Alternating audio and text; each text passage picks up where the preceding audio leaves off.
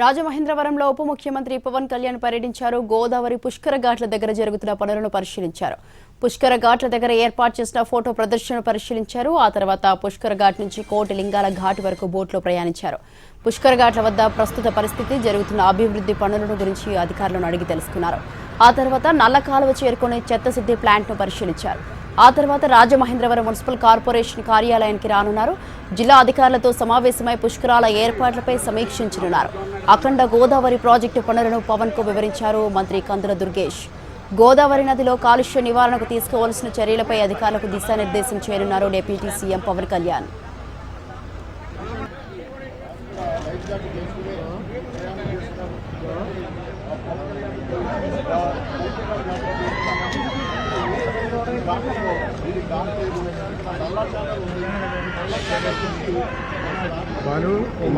రాజమండ్రిలో పవన్ కళ్యాణ్ టూర్ కి సంబంధించిన మరింత సమాచారాన్ని మా ప్రతినిధి శ్రీనివాస్ అందిస్తారు.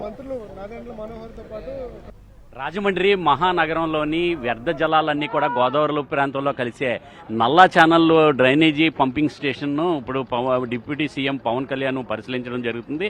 ఆయన కిందకి దిగి ఆ పంపింగ్ స్టేషన్ ఎక్కడ ఉన్నదో ఇప్పుడు నల్లా ఛానల్ డ్రైనేజీ పంపింగ్ స్టేషన్ అని చెప్పేసి ఇక్కడ రాజమండ్రిలోని కోట్లింగాల ఘాట్కి అలాగే పుష్కర్ ఘాట్కి మధ్యలో ఈ నల్లా ఛానల్ ఉండడం జరిగింది. రాజమండ్రిలోని ఉన్న అన్ని వ్యర్థ జలాలన్నీ కూడా ఈ డ్రైనేజీ ద్వారాగా ఇక్కడ గోదావరి ఈ నల్లా ఛానల్ దగ్గరికి వచ్చి నల్లా ఛానల్ నుండి గోదావరి నదిలో కలవడం జరుగుతుంది.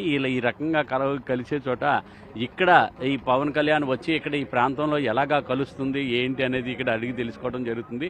ఇలాగున్నది ఇది గోదావరి మహాపుష్కరాల సందర్భంగా ఆ సమయంలోని ఇక్కడ ఈ కాలుష్యరహితమైన నీటిని ప్రజలకు అందించాలి, అలాగే భక్తులకు ఎటువంటి అసౌకర్యం కలగకుండా ఉండాలని చెప్పేసి ఉద్దేశంతో ప్రభుత్వం కూటమి ప్రభుత్వం ప్రత్యేకమైన చర్యలు చేపట్టడం జరిగింది. దానిలో భాగంగానే మంత్రులతో కలిసి ఈరోజు ఈ డిప్యూటీ సీఎం పవన్ కళ్యాణ్ ఇక్కడికి రావడం జరిగింది. ఇక్కడికి వచ్చి ఈ నల్లా ఛానల్ అనేది డ్రైనేజీ పంపింగ్ స్టేషన్ అని ప్రత్యేకంగా పరిశీలించడం జరిగింది. అలాగే దీన్ని ఈ వాటర్ని ఆవ ద్వారాగా అంటే రాజమండ్రిలో ఉన్న ఈ డ్రైనేజీ వాటర్ అంతా కూడా ఈ గోదావరిలో కలవకండగా ఉండే విధంగా ఇలాగ ఆవలో కలిసే విధంగా అక్కడ శుద్ధి చేసే విధంగా అక్కడ కూడా చర్యలు చేపట్టే విధంగా ఇక్కడ ఈ ప్రాజెక్ట్ ఒకటి చేపట్టడానికి చర్యలు చేపట్టడం జరుగుతుంది.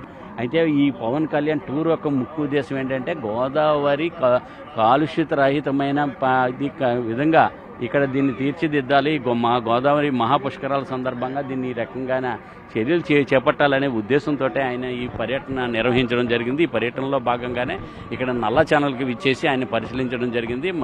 అక్కడి నుంచి మున్సిపల్ అధికారులతో కూడా ఇక్కడ దీని మీద చర్చించి దీని మీద ఒక కార్యాచరణ రూపొందించి దీని మీద పుష్కరాల నాటికి దీన్ని ఒక రూపకల్పన చేసే విధంగా చూస్తున్నారు. గోదావరిలోని ఎటువంటి వ్యర్థ జలాలు కలవకండగా ఉండేలాగా, అలాగే పేపర్ మిల్ యొక్క పొల్యూషన్ వాటర్ కూడా ఇక్కడ గోదావరి నదిలో కలవకుండా ఉండే విధంగా ఇక్కడ చర్యలు అయితే ఏ విధంగా చర్యలు చేపట్టాలనేది అధికారులకు పలు సలహాలు సూచనలు కూడా ఆయన ఇవ్వనున్నారు.